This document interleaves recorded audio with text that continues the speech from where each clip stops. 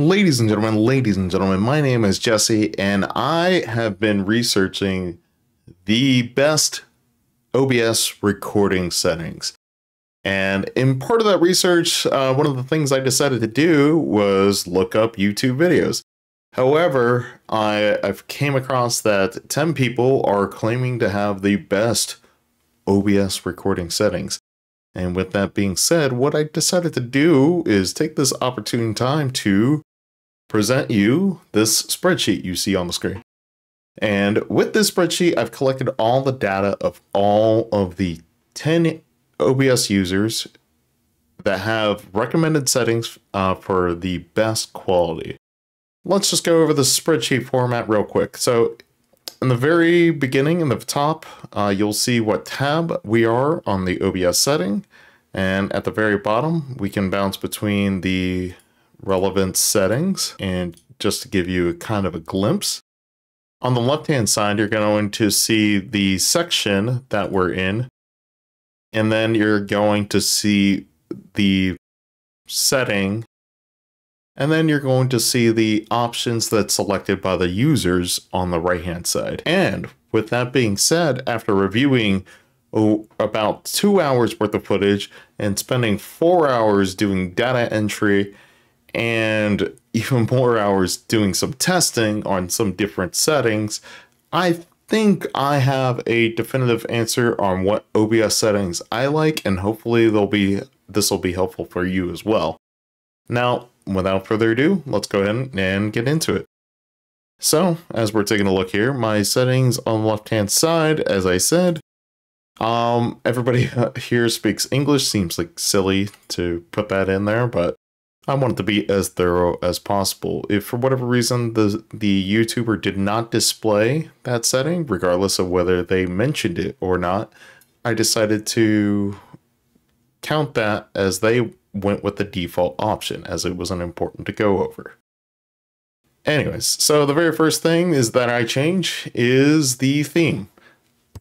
This is all completely personal preference, but I will tell you the reason I went with the Rachni theme, I hope I'm saying that right, is because the control buttons and all the display buttons are neon bright blue and pink.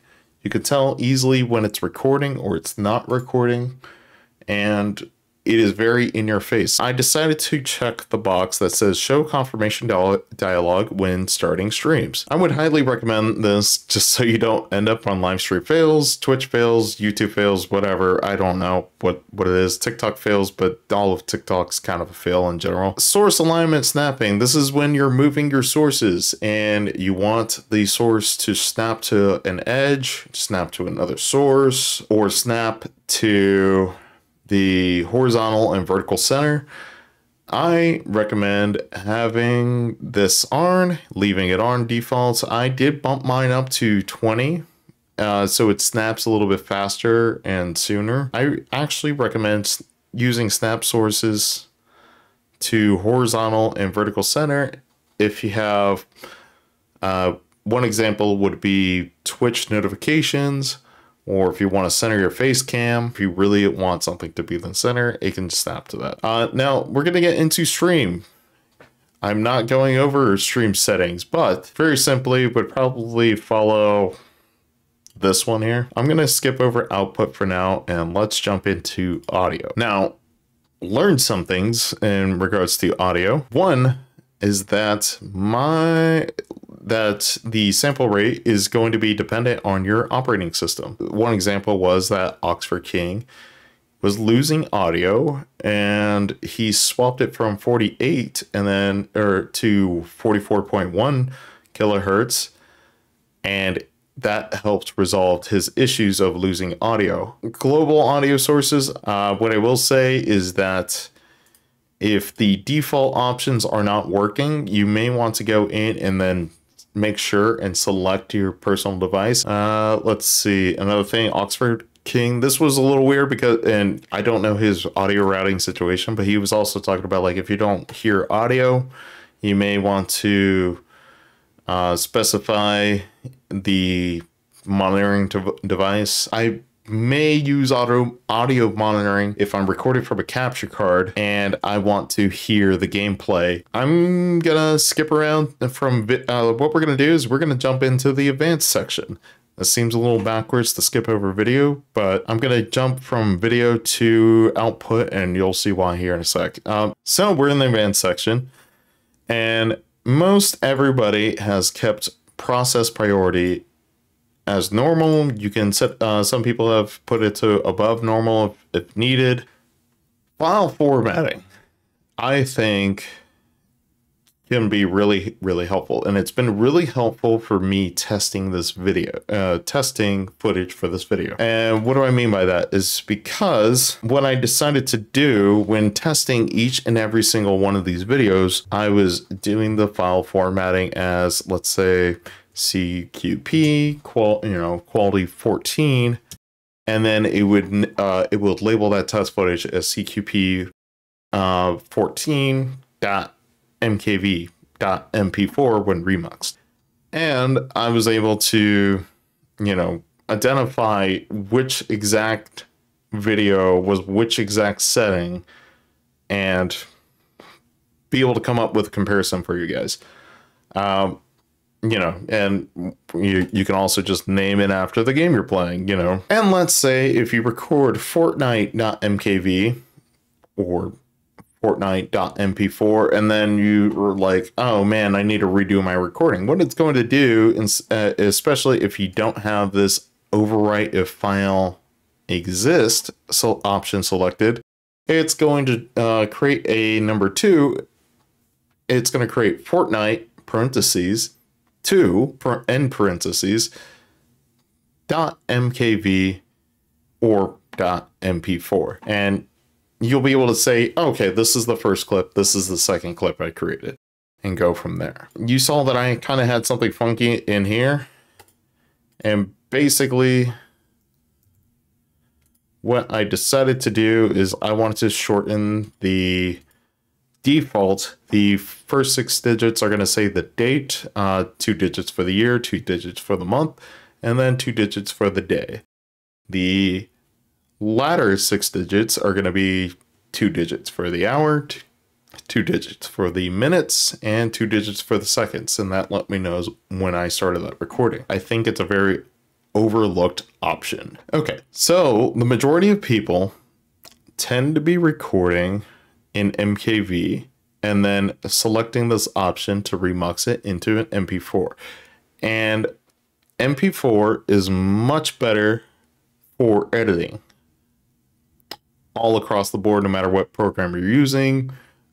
Even if it can accept MKV, I would recommend remuxing to MP4 and you'll be having a smoother experience with it. I do not recommend at all recording to MP4, because if for whatever reason OBS crashes, your computer crashes, or something stops working entirely, you have lost that footage. So if you do it as MKV and something crashes, you will save all that footage up into that moment. These are network options for streaming. I'm not doing streaming settings, and maybe I'll dive into these later. If you are enjoying this video so far and feel like this is very informative, maybe I'll do an analysis on best OBS stream settings and analyze 10 more videos and waste more of my life, evidently. Okay, video settings. Now, I wanted to go into this before we get into the output settings, and the output settings is going to be the meat and potatoes of the majority of this video. But the reason why I wanted to go into video first is to show you what resolution everybody seems to be working with. Majority of people are working with the 1080p monitor, and then the base canvas resolution that you may want to select is the size of your monitor if you are recording what's on your monitor. However, if you have a camera or a capture card and you want to record 4K footage or 2K footage, whatever resolution that camera or capture card is outputting, then feel free to manually adjust it and go up. Four Eyes had this interesting suggestion and idea. Don't do it. Sounds terrible. But the reason why I say don't do it is because he's recommending that you have double your width and put your face cam to the right or left and then your gameplay to the opposite side and record them both simultaneously. What I recommend instead is launching 2 instances of OBS and recording your face cam to a different file location and recording your gameplay to a different file location. You can even set it up to where you have 2 different profiles to do that, as well as 2 different scene collections. Another option could be is that if you have a camera laying around, you can record on the camera itself and then record the gameplay by itself. I honestly don't recommend recording your face or your webcam at all on top of your gameplay footage, and recommend being able to do that in editing. Mostly because when you zoom in on that, or zoom in on your face cam that's tiny on a gameplay footage, it's going to look pixelated. Whereas if you record, your face cam completely at 1080p and your gameplay completely at 1080p, for example, you'll be able to scale that better without pixelation, if that makes sense. So enough of that. Let's jump into the meat and potatoes of this video and brace ourselves for output settings. You're at the very beginning, you were granted with 2 options at the very top, and it's going to be simple or advanced. Seems like everybody's leaning towards advanced. What I'm looking for is to separate things so I have more control in the editing process. That means separating audio tracks from my microphone, from my gameplay, from Zoom calls to Discord calls. Now let's check out very briefly everybody's stream settings. Mind you, I'm not going to be using stream settings at all. I kind of just filled it in because I'm not really here for stream settings, but that's what I would be leaning towards if I was to reuse these settings for outputting to a stream. Recording settings. Okay. So here's where everybody differs. Let's see, recording. Let's start off. It says type standard. Everybody's on standard. I don't know anybody who's on anything different. And recording path. Everybody has personal preference. Defaults like to your video folders with OBS when you first install it. And you can change that to wherever you want. Show Goes also had a recommendation on his simple recording settings. Let me pull that back up real quick. To record to a different drive than when the games are installed. Apparently he had some issues with the recordings when he was playing a game on his computer and it was recording to the same game or the same SSD or hard drive that the videos were recorded to. So you might want to just do a different external or internal SSD. Everybody has a personal preference. Nobody really went over this, but I will say I've had a bad experience of my own where I've heard of people recording directly to an external hard drive that didn't have enough write speed, and then the write speed would be so slow on that external hard drive, literally a minute of their footage in the very beginning of them hitting their recording was completely gone and missing, and they basically just lost their interest to the video. Or another thing is, be very careful if you are recording to an external device that again, I wish I was making this up.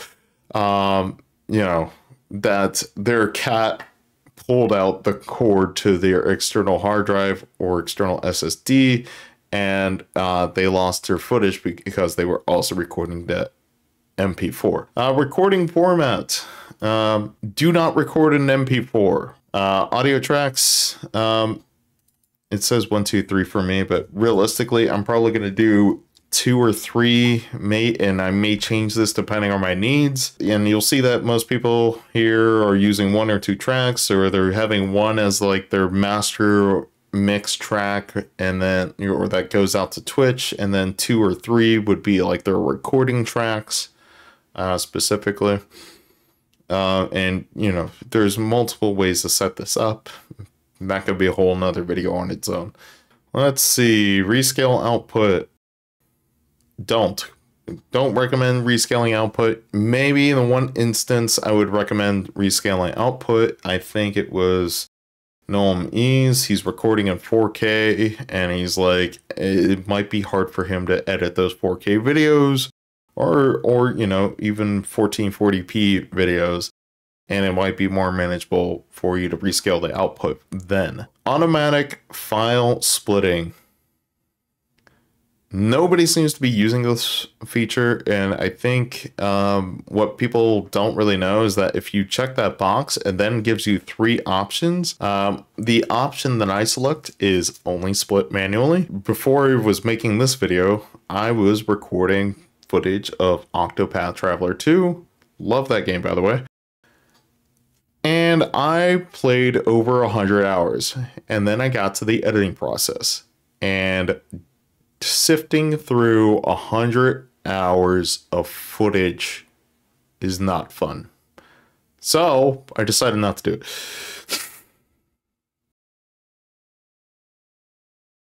Yeah.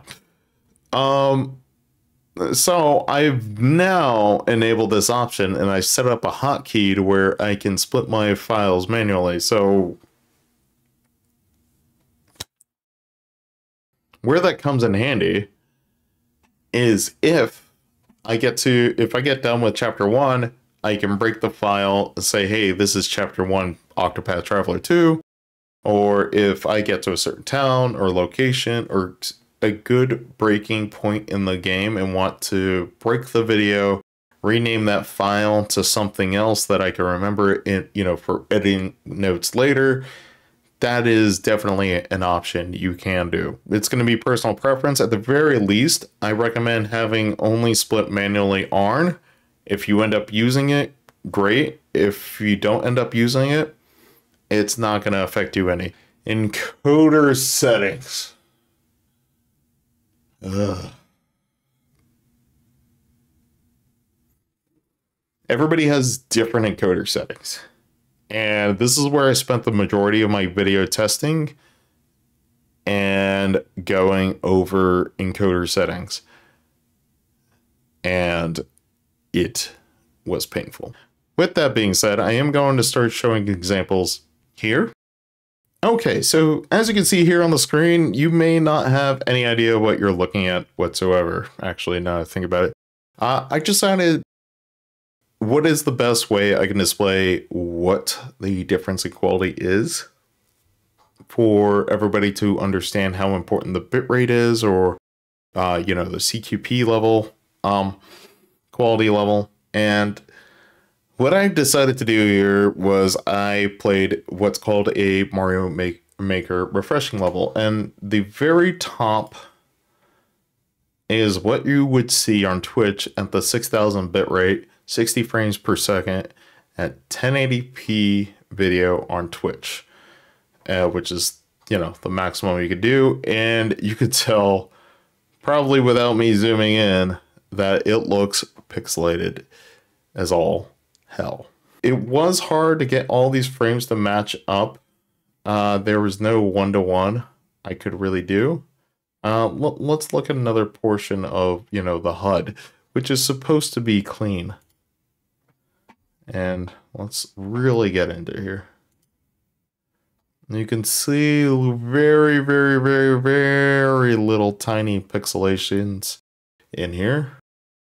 And then you'll see more pixelations appear in CQP 20. 60,000 kbps doesn't look all that good here. And it's just getting worse until you get what the Twitch quality is. And that just kind of makes me laugh. So I hope this is kind of a good example of why I ended up going with CQP 14. for my recording settings, and gives you an idea of why I decided to go with that. I could go more into these, but with these settings, like with these settings in particular from keyframe and interval on, everybody seems to be in agreement on. Audio. I decided to set everything to 320 for recording specifically. You can go, you know, might as well max it out. Doesn't really matter. Now, what I will say is that people aren't naming their audio sources. So I just kind of want to give an example. Maybe you want to do the track number 1 as your Twitch mix, maybe master mix, whatever have you, where it has all your audio auto balanced for everything. And then maybe to be safe, you want to, you know, do your microphones separate, and then you have your desktop audio, which is capturing literally everything. And then you can also do application to where you can isolate an application source, isolate your comms separately, your communication source. The whole point is that you can separate each and every audio track and then import it into your editor and then have more control of it. And that's what I would recommend. Replay buffer. And it's kind of a sour note to end on, but I don't use this. So, ladies and gentlemen, that is all of the recording settings that I have found and that I'm going to be using for my OBS. Let me know in the comments down below if you want to correct me on something, if you have any other suggestions, any opinions. Try to keep it constructive down there. I bruise easy. Please. Anyways, and that's going to be it for me. So feel free to leave a like, comments, and subscribe, and tell me what you guys want me to do a little bit of a deep dive into next. And yeah, have a good day.